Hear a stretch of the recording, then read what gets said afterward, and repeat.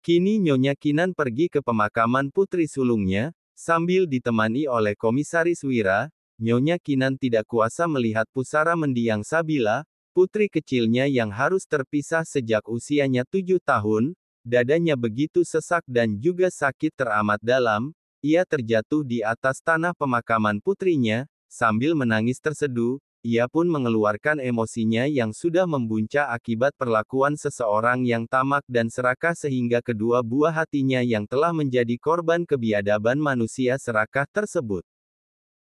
Felix, aku bersumpah akan membalas semua perbuatanmu terhadap kedua putriku, aku akan mencari bukti agar kau dihukum seberat-beratnya. Teriaknya sambil menggenggam tanah dari atas makam putrinya. Kini Nyonya Kinan menangis.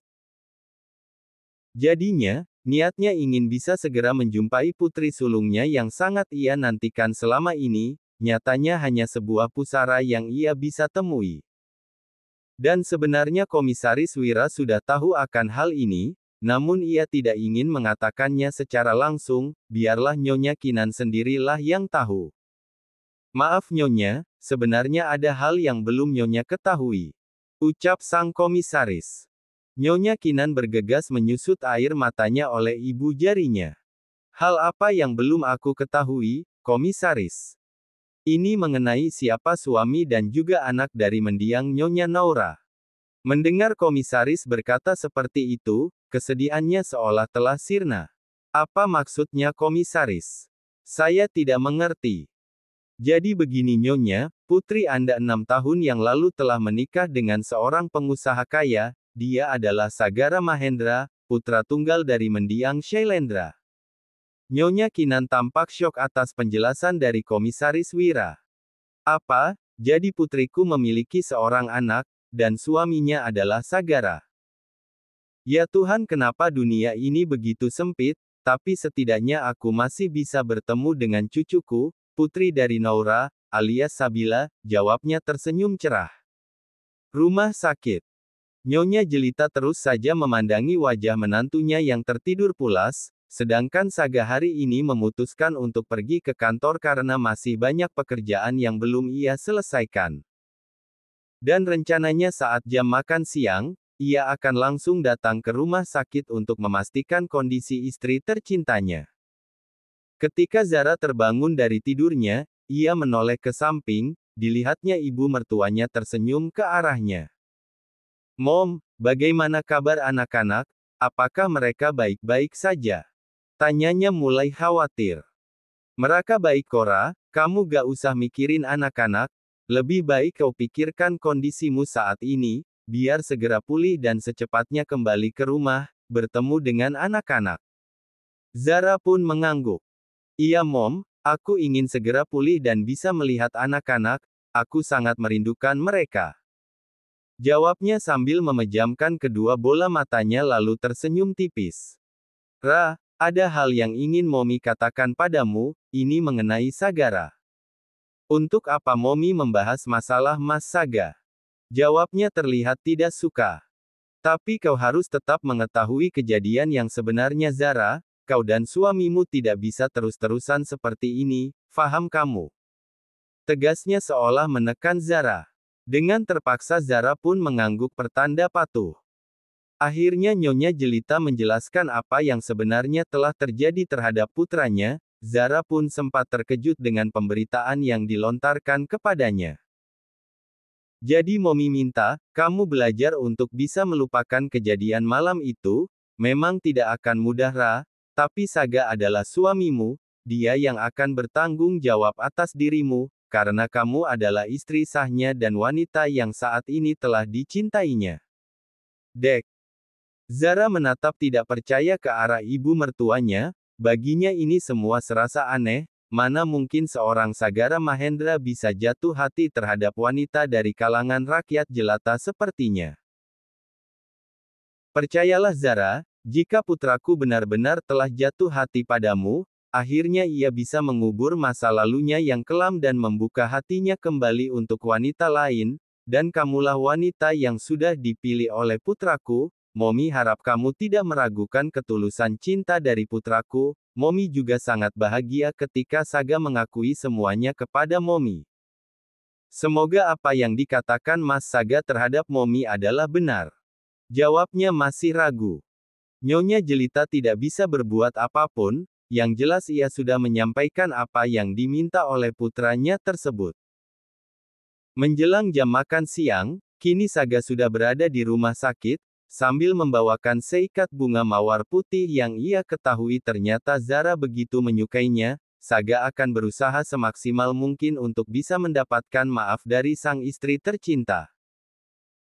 Kini suasana tampak canggung di antara keduanya, baik Saga dan juga Zara keduanya malah saling diam, malah kedua bola mata mereka lah yang telah mewakili, di mana Saga tidak pernah putus memandangi istrinya, sedangkan Zara, ia malah merasa gugup saat ditatap seperti itu oleh suaminya.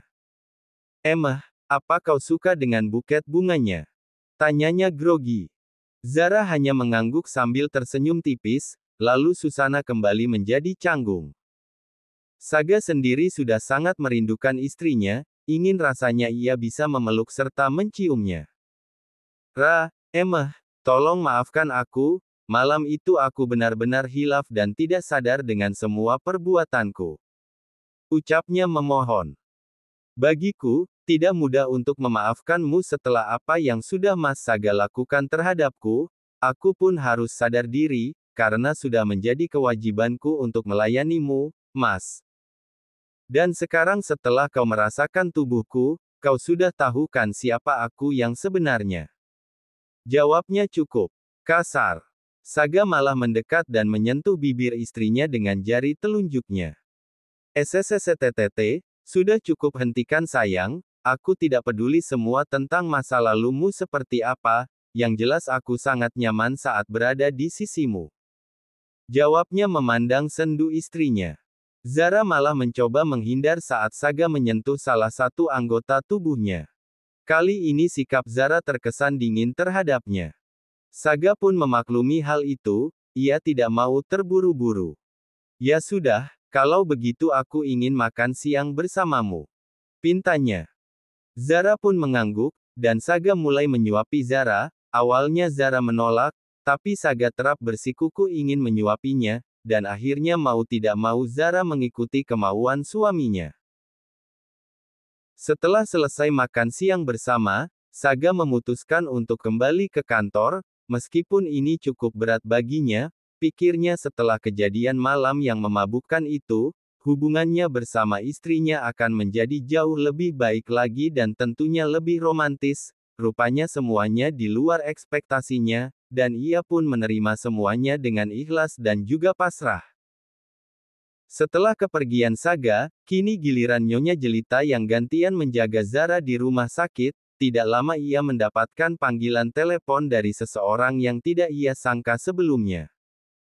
Dan rencananya orang tersebut akan datang ke rumah sakit sekaligus menjenguk menantunya. Sekitar hampir 1 jam, kini orang tersebut telah tiba di rumah sakit, dan Nyonya Jelita sendiri menyambutnya dengan hangat. "Terima kasih Jelita, kau sudah mengizinkan aku untuk datang ke sini." "Sama-sama Kinan, aku pun mengucapkan banyak terima kasih karena kamu sudah menyempatkan datang ke rumah sakit dan menjenguk menantuku," jawabnya sambil memeluk sahabat lamanya. Kemudian netranya beralih ke arah Zara yang sedang bersandar di tempat tidur pasien. Kemudian Nyonya Kinan langsung mendekatkan dirinya ke arah Zara, digenggamnya kedua tangan Zara olehnya.